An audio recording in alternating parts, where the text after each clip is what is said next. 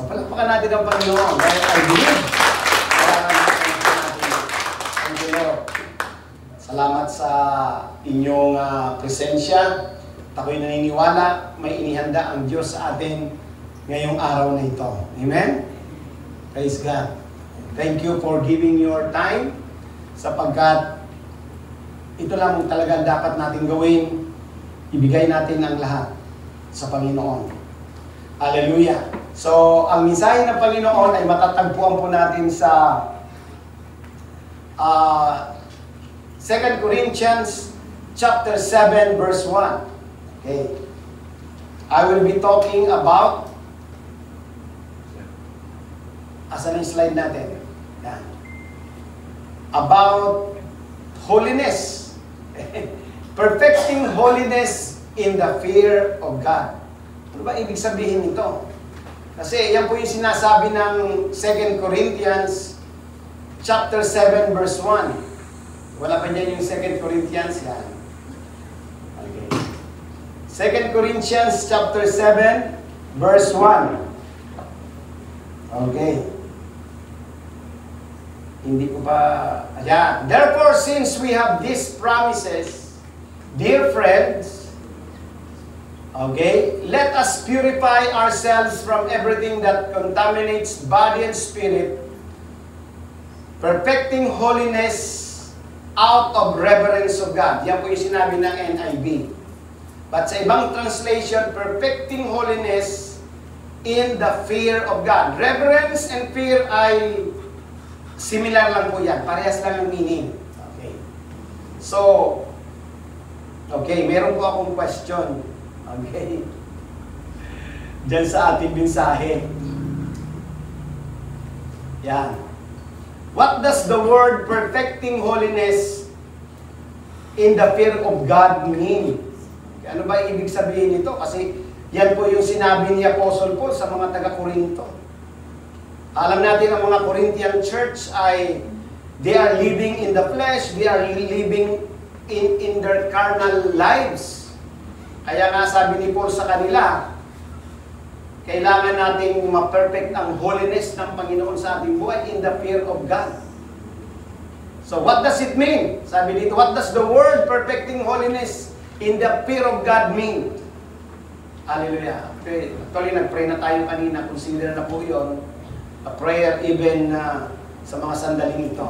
But hinayang ko muna, kaya inaanyayahan ko po kayo muli na manalangin mo tayo before I forgot. Kasi nakasanayan ko na talaga na magdepende sa Panginoon dahil ang panalangin talaga is dependence or depending on God. Hallelujah. Yes, Father God, we thank you for your presence once again. Panginoon, nandito na po ako on the spot. Nandito na po ako, Panginoon, para mag-deliver ng your message, Panginoon. Give me the wisdom, the knowledge that comes from you, Lord. Because the wisdom of man is just foolishness unto you, Panginoon. Lord, I pray that the anointing of the Holy Spirit will rest upon us, Panginoon. Enlighten your words, O God. Put it into our spirit, Panginoon. Sapagkat ito yung pagkain ng aming mga spirito, Panginoon. Ang mga salita mo, Panginoon. Lord, ako po ay dumidepende lamang sa iyo, Panginoon, and in the power of the Holy Spirit. I pray, Father God, na patuloy mong hihipuin ang mga buhay namin. Patuloy mo kaming tuturuan, Panginoon Diyos. Maranasan namin ang iyong mensahe sa araw na ito, Diyos. Thank you, Father. We thank you in advance for your presence, your anointing. Yes, O God, sa mga oras na ito. Sa pangalan ng Panginoong Hesus, ang lahat ay magsabi ng Amen. Amen. Hallelujah. Maaring meron kayong sariling kapaliwanagan ang ibig sabihin ng perfecting holiness in the fear of God. Ano ba ang ibig sabihin ko nito? Okay? So, ano ba ang ibig sabihin niyan na ating paki-roll ng ating another slide? Okay, another slide. Perfecting holiness in the fear of God means striving for a life that is pleasing unto God. Okay. Wow. Dali ko na ba yun, no? Striving. Ano ba ibig sabihin ng striving sa Tagalog? Sino makakapag-translate? pinagsisikapan, nagsusumikap tayo, sabi dito, sa buhay na ito, na dapat ay nagiging kalugod-lugod tayo sa Panginoon. Amen? Nagsisikap ba tayo? Na sa lahat ng ginagawa natin, alam natin na tama, nakakalugod tayo sa Panginoon. In our thoughts, in our words, in our action. Okay? Kasi pag sinabing life, kasama yung thinking, kasama yung pananalita, kasama yung lahat ng ginagawa ho natin. Hindi po ba, mga kapatid? Yan po yung, dun po nakapaloob ang buhay. Kailangan nakakalugod tayo sa Diyos. And characterized by purity and reverence. Yan po ang ibig sabihin ng perfecting holiness in the fear of God. This is achieved by actively cleansing oneself from defilement, both physical and spiritual, and striving to walk in obedience and reverence before God. Yan, napakaganda ng binigay sa atin na pinagkuhanan ko ng teaching na ito. Nakita po natin, pag sinabing defilement, lahat ng nakakapagpadumi, okay, sa buhay natin. Sa ating mga kaisipan, sa ating mga puso, sa ating, sabi doon, physical pa nga eh. Kasama yung physical. Okay. So, hindi natin dinidefine ang ating mga physical na katawan. Hindi natin sinisira sa masasamang bisyo. O, di ba? Kasi from all defilement in physical at saka spiritual. Lahat po yan. So, doon natin na-prepare napapabanal ang buhay natin, mga kapatid. Okay. So, sinabi po ng verse na ito, okay.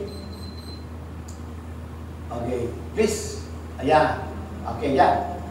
Holiness, okay, dito tayo sa holiness. Ito yung ating points. Holiness refers to a state of separation and consecration to God. Okay, pag sinabi natin holiness, naniniwala ba kayo na ang tao ay pwedeng maging banal? Baka sabihin nyo, ay hindi pwede. Sa panahon ngayon, wala nang nabubuhay na banal.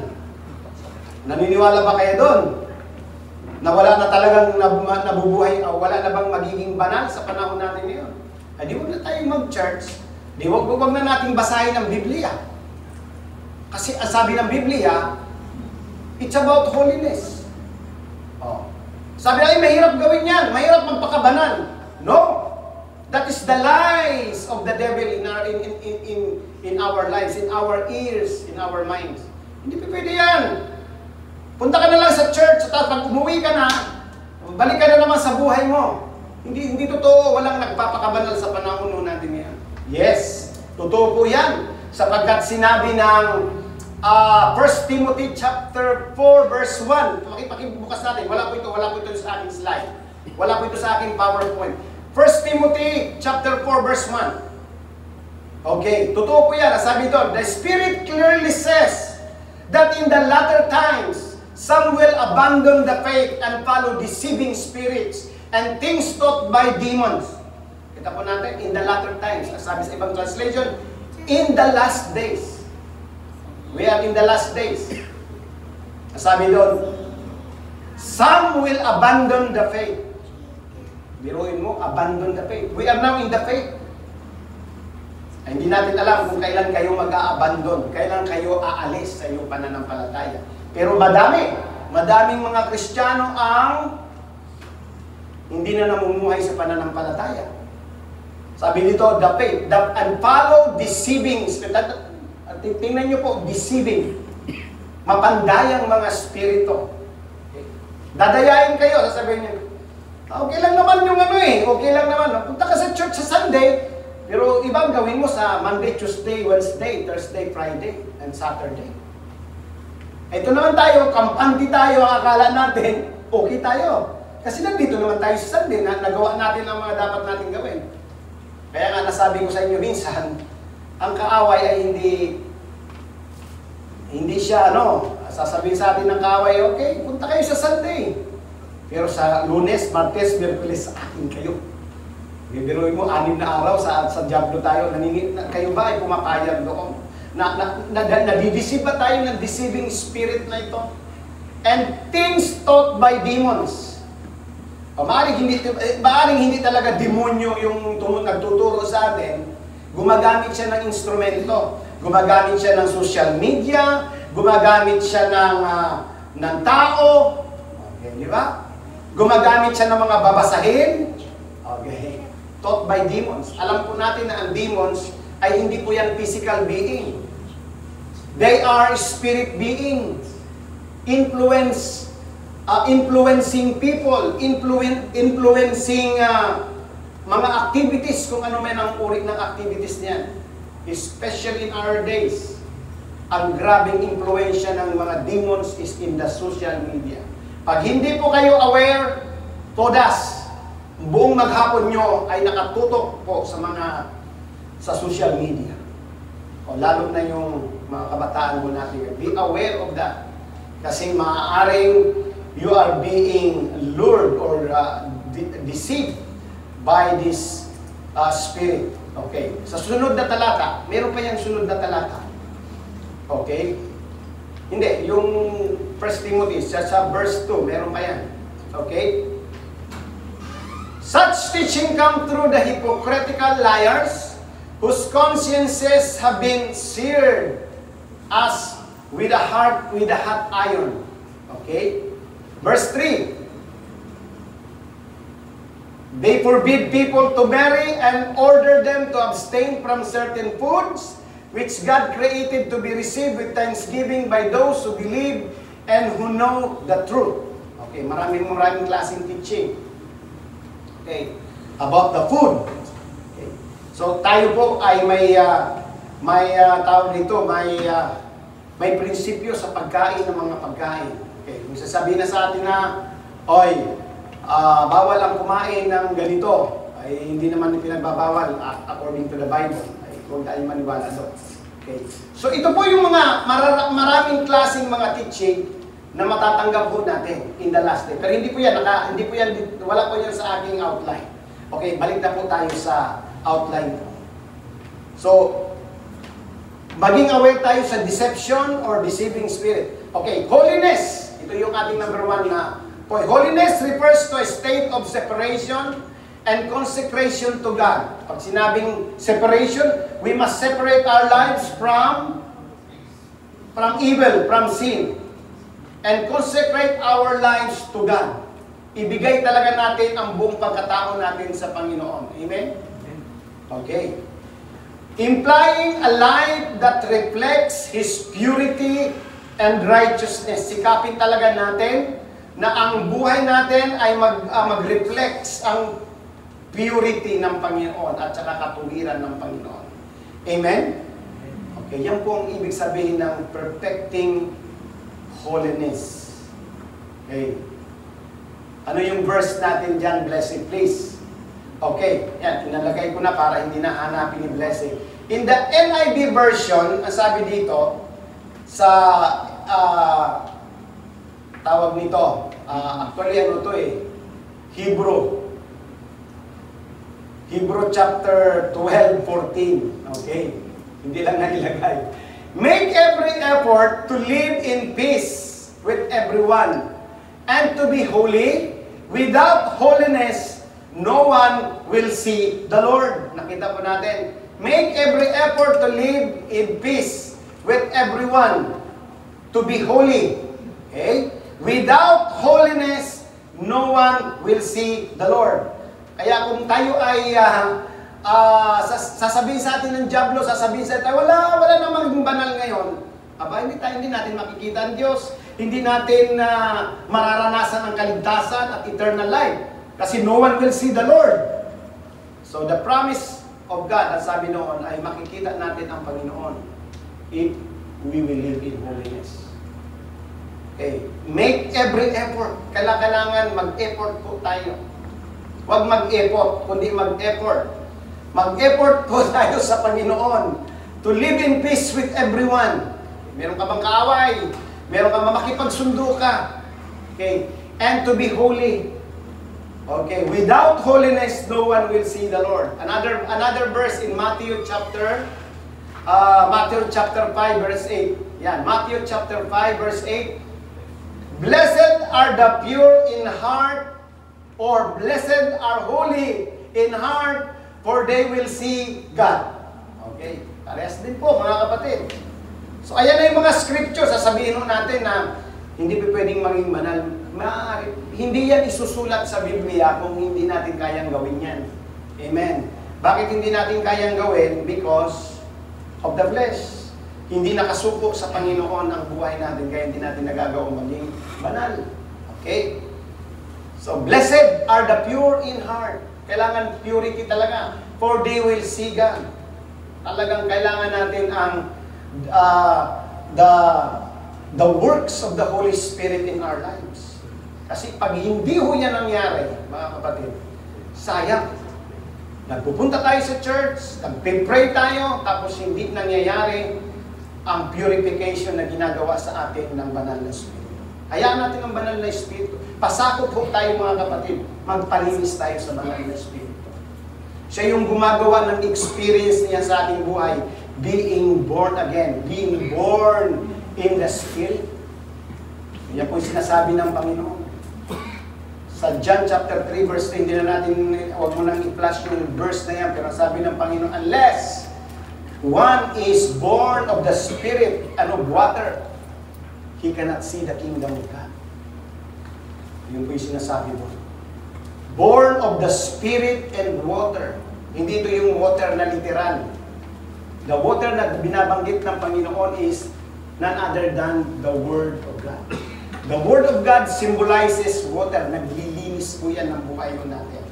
Amen? Yung kasalanan mo ay hindi pwedeng linisin yan ng literal na tubig. Kapag ang buhay po natin, in-apply natin itong totoong water na ito, which symbolize the Word of God, ito po yung naglilinis ng buhay mo natin. Amen? Ito po yung naglilinis ng buhay natin, salita ng Diyos. Hallelujah. So yun ang ibig sabihin ng holiness, mga kapatid. It's a separation from the world and consecrate your life unto God. Okay, praise God. Sunod. Yan. Fear of God naman. Ano ba ang ibig sabihin ng fear of God? This refers to a reverential awe and respect for God's authority and holiness, leading to a life of obedience and humility. Okay, yan ang ibig sabihin ng fear of God. At may bubuksan tayong mga scripture about the fear of God. Okay. Sabi po sa Proverbs chapter 8 verse 13, to fear the Lord is to hate evil.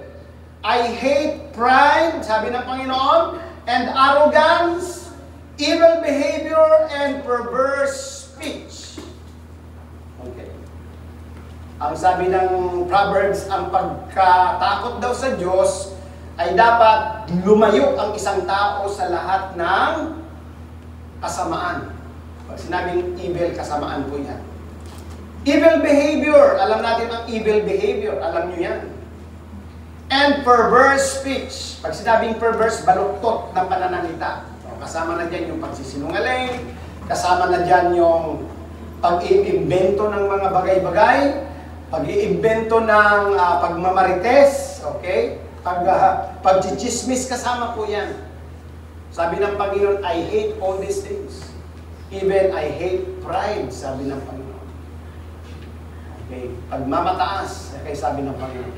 Ayan po, kung gusto mong maranasan ang fear of the Lord, ay kinakailangan mamuhi po tayo sa lahat ng klase ng kasamaan.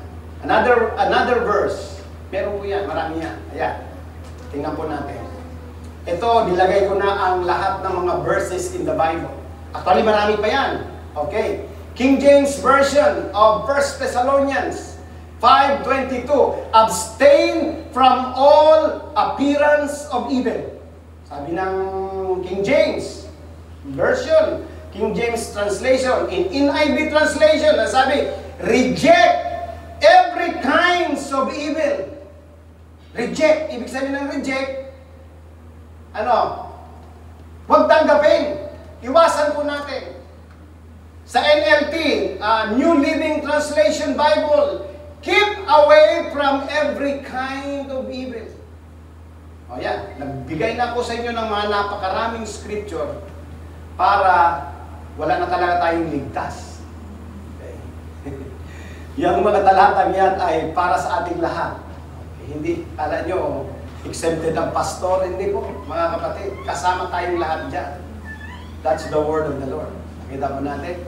So, ang word na ito, ang mga salita na ito ay, it was commanded to us. Hindi yan exhortation, kundi command. O, ang sabi ng Panginoon, lahat ng command siya, dapat, if you love me, sabi ng Panginoon, you will obey my commandments. Abstain from all kinds of evil. Sabi sa ibang translation. Okay, yan, sa King James Version. Appearance, lahat ng appearance of evil. Okay. Araw-araw, may mga hamon, araw-araw, nakakasalubong natin ang mga evil works of the devil. Araw-araw, pagbukas mo ng cellphone, may mga evil na dyan, evil influences. Ano yung ginagawa mo? Tinatanggap mo ba yan? Okay. Pinapaniwalaan mo ba yan? Okay. Pinamumuhay mo ba yan? Ang daming influences natin araw-araw natanggap. Ang daming evil things in this world. Kaya nga, gusto ng Panginoon, kung maaari lang, kunin na tayo ng Panginoon. Para tayo ay makasama na niya. Ayaw ng Panginoon, manatili tayo dito sa mundo. Pero maraming Kristiyano ayaw umalis sa mundo. Ayaw mamatay. Diba? Gustong humaba ng humaba ang buhay. Pahaba ka ng pahaba ng buhay, napakadaming tukso, napakadaming evil na mararanasan mo tayo sa mundo nito. Kaya kailangan talaga natin ang separation.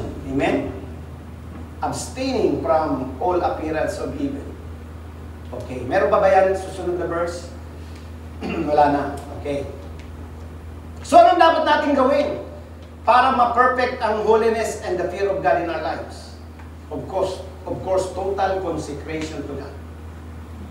Total devoting our lives unto God. Ang sabi sa Romans chapter 12, verse 1 and 2. Ano sabi doon sa Romans chapter 12, verse 1 and 2? Romans chapter 12.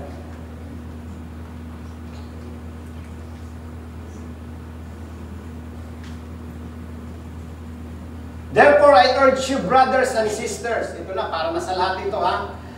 In view of God's mercy, to offer your bodies. Offer your body. Okay, pag sinabing bodies, ang bodies is composed of, physical. Bodies are our body, our soul, and spirit. Pag sinabing bodies, hindi lang yung physical na body, pati yung soul and spirit po natin, i-offer natin sa Panginoon yan. Ang sabi doon, offer your bodies as a living sacrifice, holy and pleasing to God. This is your true and proper worship. Okay. Mantakin nyo mga kapatid, nandito kayo, nagtataas tayo ng kamay, pero hindi talaga naka-offer ang ating mga body sa Panginoon. Useless ang ating, sabi doon, yan daw ang true proper worship. When you offer your body, your whole being unto God. Malinis, sabi doon, holy and pleasing unto God. Kung mangyayari lamang yan kapag na-perfect po natin ang holiness in the fear of God in our lives. Verse 2, may verse 2 po yan. Do not conform to the pattern of this world, but be transformed by the renewing of your mind. Then you will be able to test and approve what God's will is. His good, pleasing, and perfect will. Kita po natin mga kapatid. Pag sinabing do not be conformed to the pattern of this world, it is a world system. Kung ano yung sistema ng mundo. Ito na yung sistema ng mundo. Talagang kailangan, ganito ang ating gawin, no? Kailangan maging discerning po tayo mga kapatid. Gamitan po natin ng knowledge in the Word of God. Okay. Di ba? Ang buhay ngayon pag sinabing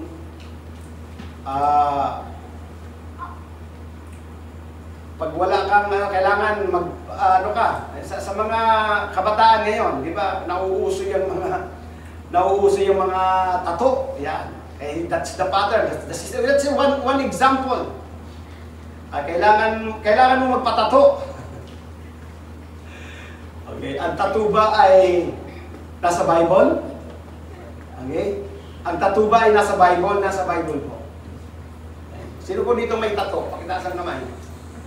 Wala. Yeah, praise the Lord. Wala. Walang may tattoo. Yeah. Okay. Meron na. Okay. Kung ngayon man ay meron kayong tattoo at born again kayo, okay lang yan. Okay. Pero kung ikaw ay Kristiyano na at nagpatato ka, nagpapatato ka pa, abay, hindi na tama ho yan. Okay. That's the system. That's another system. Marami pa po, mga kapatid. Marami pang mga sistema na out of the will of God na dapat po nating isuko. Dapat po nating iwasan. Hindi isuko. Dapat po nating iwasan. Dapat kadaming sistema. Pag sinabing pattern of this world, siyempre yun po yung ginagawa ng mga taong nasa sanlibutan. Okay. Next slide.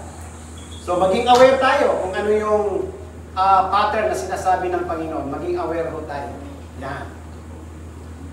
So, anong gagawin natin? Okay, sabi dito, puro verse itong aking nilagay. Draw near to God and He will draw near to you.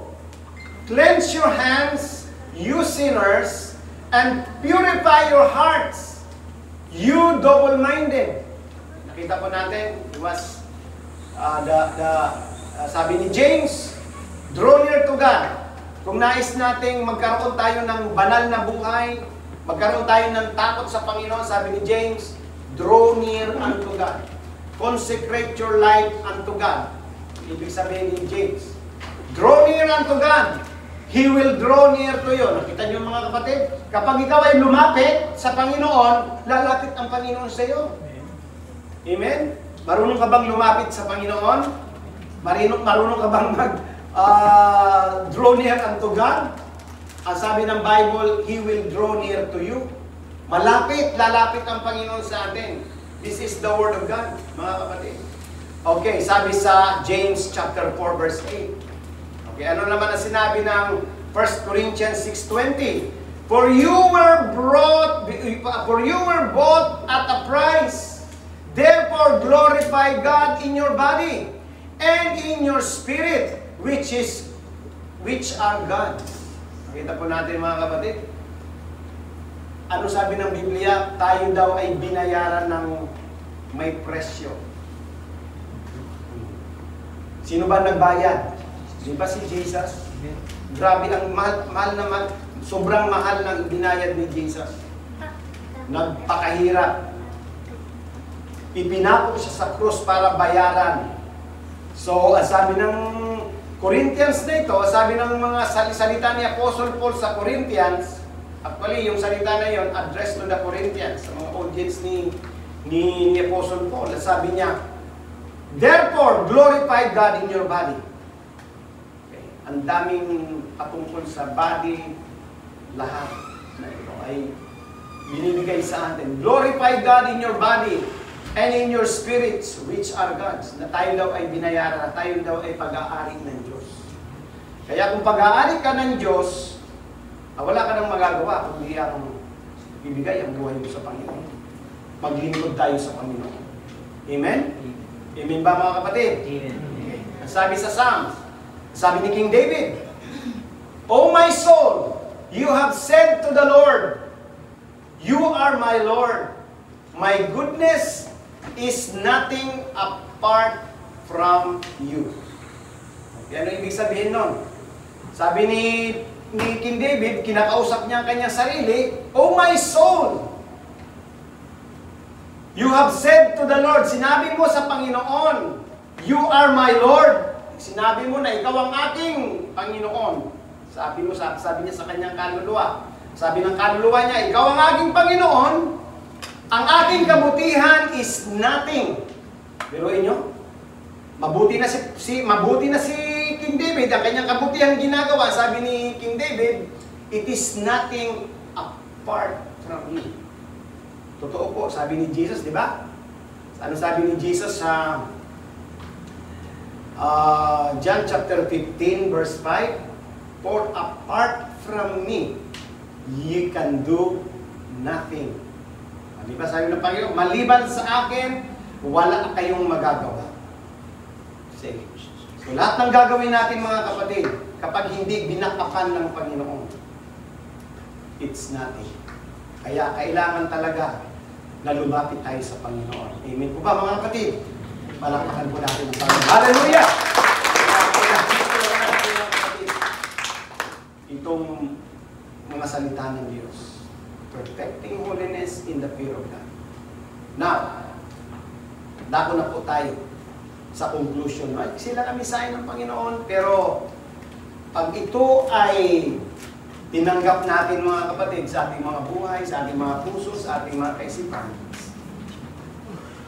mararanasan natin ang kakaibang buhay. As we conclude, let us remember that perfecting holiness is not a destination, but a journey. Okay, journey po ito, yung pagiging banal, ay journey po yun habang nabubuhay po tayo. Hindi pa talaga yan ang destination natin. Kasi ang destination po natin is what? Is eternal life. Okay, eternal life ang ating destination. It's a journey fueled by God. Fueled by God's grace and our deliberate choices. We are not striving for perfection in our own strength. Okay? Hindi tayo nagiging matuwid, nagiging banal sa pamamagitan ng lakas natin. It's by God's grace. Amen? Amen mga kapatid? Amen. But rather we are embracing the path God has laid before us. Seeking to walk in obedience and reverence before Him. Let us commit ourselves to actively pursue holiness, to cleanse ourselves from all defilement, and to live in the fear of God, knowing that He will guide and strengthen us along the way. Amen? Kapag nagdepende tayo sa Panginoon, mga kapatid, at natuto tayong magkaroon ng obedience, walk in obedience and reverence before Him, mararanasan natin ang impluensya ng Panginoon sa ating buhay. Amen? So, ang command is abstain. Abstain. Pag sinabing abstain, totally talaga, matuto po tayong kamuhian ang lahat ng uri ng kasamaan ng mundo nito. Amen.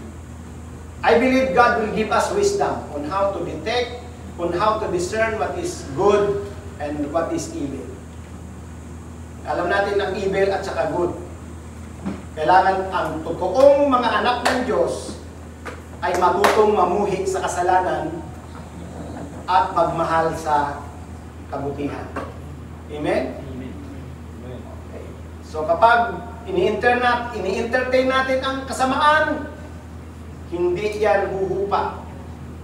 Pero pag natutunan na natin layuan, sabi sa ibang translation, keep away. Keep away, sabing gano'n.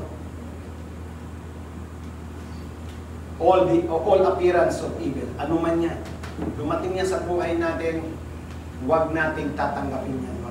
Huwag tayong magpa-influensya yan. Maging matalino tayo. Nung nakaraang linggo, ang mensahe, pagiging matalino.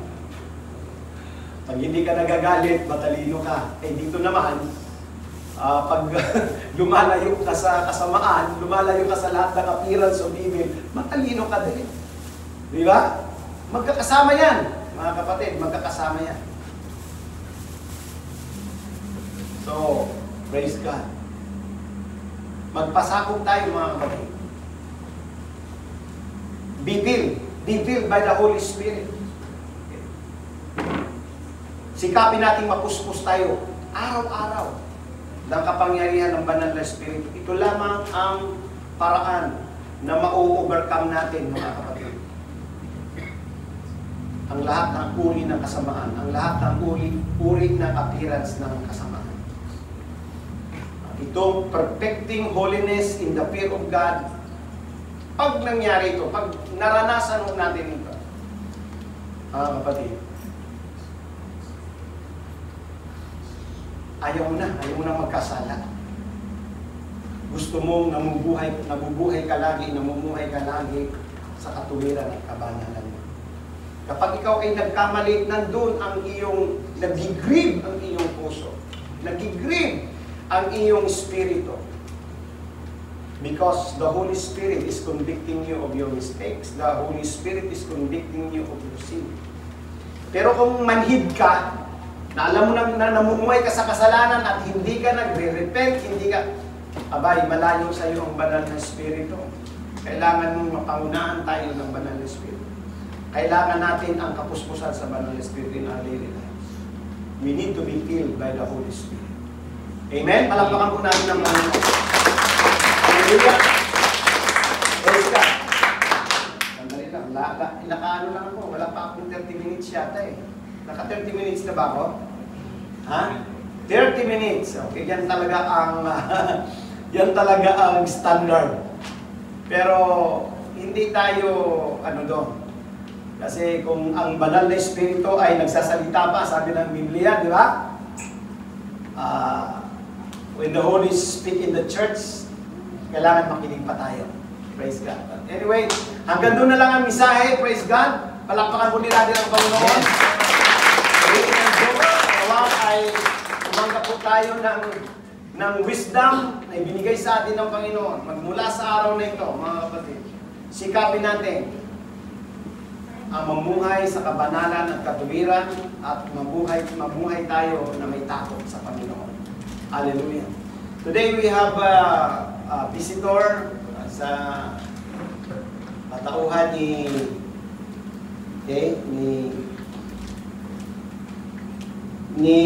Jesusa Cano. Sino si Jesusa Cano? Okay? Pwede bang lapit po kayo dito sa harapan, huwag kayong mahiya?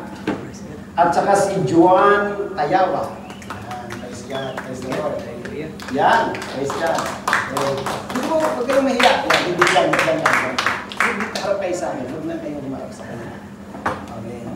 So, alam nyo, Jesusa Cano, at kapatid ka ni Brother Jorel, ano? At ito naman si Juan, ikaw po, Sister Juan, dito ka sa magkaibigan kayo na naman. Alam nyo, atas lang kayo ng konti. May gusto lang akong paliwanag sa inyo. Alam niyo ba yung tinuntahan nyo?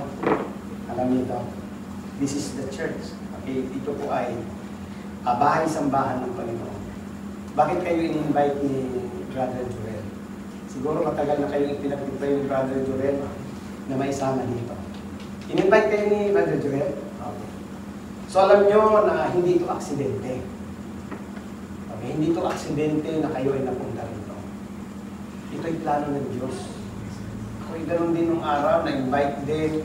Wala akong kaalam-alam. Sabi ko, nung ako'y na-invite, napunta sa church, na katulad din ito, nung nandun ako sa abroad. Sabi ko, nagkaroon ako ng kaisipan na dahil nakinig ako ng salita ng Diyos, sabi ko, sa buong buhay ko, nagkaroon ako ng kaisipan na ang sarap palang makinig ng salita ng Diyos. Pero during that time, nung hindi pa ako napunta sa church, of course, may religion ako, pero baliwala lang. Punta ako sa simbahan, pero baliwala, parang ganun lang. At yung time na yon ay naunawaan ko. May nag-share sa akin ng salita ng Diyos. Personal talaga, nag-share sa akin ng salita ng Diyos. At habang sinishare niya ang salita ng Diyos, mainam niyang naipaliwanag sa akin ang salita ng Diyos. Doon po nakuha. Na ang tao pala ay ligaw. Ang tao pala ay ang akala natin, buhay tayo. Dahil sa paggawa ng tao ng kasalanan, ang sabi ng Biblia, ibinibilang tayong mga patay dahil sa paggawa ng kasalanan. Alam mo, Juan at saka Jesusa, kami ay nagpapasalamat sa pagpunta niyo sa lugar nito. Na may babahagi ko po sa inyo ang gospel, yung salita ng Diyos. Pag sinabing gospel, patungkol ito kay Jesus Christ. Kilala niyo si Jesus? Imagine na kilala natin Jesus sa kaisipan, pero ang Jesus ng Biblia ay papaliwanag ko sa inyo kung sino siya. Well, actually, maganda yung pangalan ng isa dito, Jesus. O, parang ano, no? Kinuha sa pangalan ng Panginoong Jesus. Diba? Jesus. Okay. So, tamang-tama talaga ito para sa pagkakataon na ito. Alam nyo, Jesus at saka Juan, na ang tao ay kailangan natin ang Panginoong Jesus sa ating buhay. Sabi ni Jesus, paki-plus ng John 14:6. John 14:6 para maintindihan natin. Iyan po ay nakasulat sa Bible. Kaya ang Bible kasi ngayon, naka-install na sa computer. Pero nandito yan sa Bible. So may Bible na ngayon sa computer. Ngayon, ito yung salita ni Jesus. Okay, pwede niyong basahin, malaki. Jesus answered, I am the way, the truth, and the life. No one comes to the Father except through me. Madaling intindihin. Sa Tagalog, sabi ni Jesus, ako ang daan. Ako ang katotohanan at ako ang buhay. Walang makakaparoon sa Ama o sa Diyos kung hindi sa pamamagitan ko. Na kung uunawain natin na kahit ano palang gawin ng tao, kahit pumasok ka man sa reliyon, pumasok ka man sa mga organisasyon, lahat ng sa palagay mo ay mapapakayos at maliligtas ka, hindi pala. Ang sabi ni Jesus, He is only the way. Kaya pag sinabi, I am the way, siya lang talaga eh. I am the way, the truth, and the life. No one comes to the Father but by me. Okay, wala makakapunta sa Diyos kundi sa pamamagitan niya. Now, kung nais mo, Jesus sa Juan, na pumunta sa langit, sa Ama, saan ka lalapit? Sa Panginoong Jesus. Okay, sa Panginoong Jesus. Sinabi dyan. Okay. Bakit? Bakit kinakailangan tayong lumapit sa Panginoon? Because sinabi ng Romans 3:23, babasahin natin para mas maliwanag. Ito yung pagpapahayag ng gospel sa madaling pagpapahayag. Ano sabi dyan na Juan at Jesus? For all have sinned and fall short of the glory of God. Okay, ang lahat daw ay nagkasala. Kasama ako, makasalanan ako, lahat ng tao. For all, kasi sabi dito eh. For all have sinned and fall short of the glory of God. Kaya dapat tayong lumapit kay Jesus. Kasi siya lang ang the only way. Di ba? Siya lang ang the only way through our salvation. Okay? Siya lang ang daan para tayo ay maligtas. Dahil tayo ay makasalanan. Okay. Sa Romans 6:23. Tingnan natin sa Romans 6:23. Yan. For the wages of sin, dahil daw sa kasalanan, ang kabayaran daw ng kasalanan, pag sinabing wages, kabayaran. Ang kabayaran ng kasalanan ay, ano daw, Juan? Death. Ibig sabihin kamatayan. Ang kabayaran ng kasalanan is death, but the gift of God is eternal life. Kanino matatagpuan? Kay Jesus Christ na naman. Okay, diba? O sabi din, for the wages of sin is death. Ang kabayaran ng kasalanan is kamatayan, subalit ang kaloob na walang buhay, na walang hanggan, ay na kay Kristo Jesus. Okay, ito Juan, lahat ng tao mamamatay. Hindi natin alam kung kailan tayo mamamatay. Kaya sabi doon, ang kabayaran ng kasalanan ay kamatayan. Dalawang uri ng kamatayan. Physical death, ang tao ay ililibing yung ating katawan. Sa palagay mo kaya, ano pa isang kamatayan dito? Spiritual death. Ang ibig sabihin ng spiritual death, eternal separation from God. Pag ang buhay mo, hindi mo tinanggap si Jesus sa iyong buhay, hindi mo siya sinampalatayanan, mahihiwalay ka sa Diyos. Kaya sabi ni Jesus, I am the only way. I am the only way, the truth, and the life. No one comes to the Father but by me. Okay, so dito na tayo. Ito yung dahilan kung bakit namatay si Jesus. Inilibing siya at tapos nabuhay siya ng muli. Para magkaroon ng kaligtasan ng tao. Yan po ibig sabihin ng gospel. Now, tingnan nyo. Paano natin tatanggapin ang buhay na walang hanggan? Okay. Sinabi yan dito sa Romans chapter 10, verse 9 and 10. Romans chapter 10, verse 9 and 10. Okay, sabi dito, Jesus at Juan, if you declare with your mouth, Jesus is Lord, and believe in your heart that God raised Him from the dead, ano sabi doon? You will be saved. Sabi sa Tagalog, kung ipapahayag mo sa iyong mga labi na si Jesus ay Panginoon at mananampalataya ka ng iyong buong puso na siya ay binuhay na muli ng Diyos, maliligtas ka. Okay, naniwala ba kayo na si Jesus ay Panginoon? Okay, yan na. Malapit na tayo. Malapit na tayo doon. Ano ang sinabi ng Romans chapter 10 verse 10? Romans chapter 10 verse 10. For it is with your heart.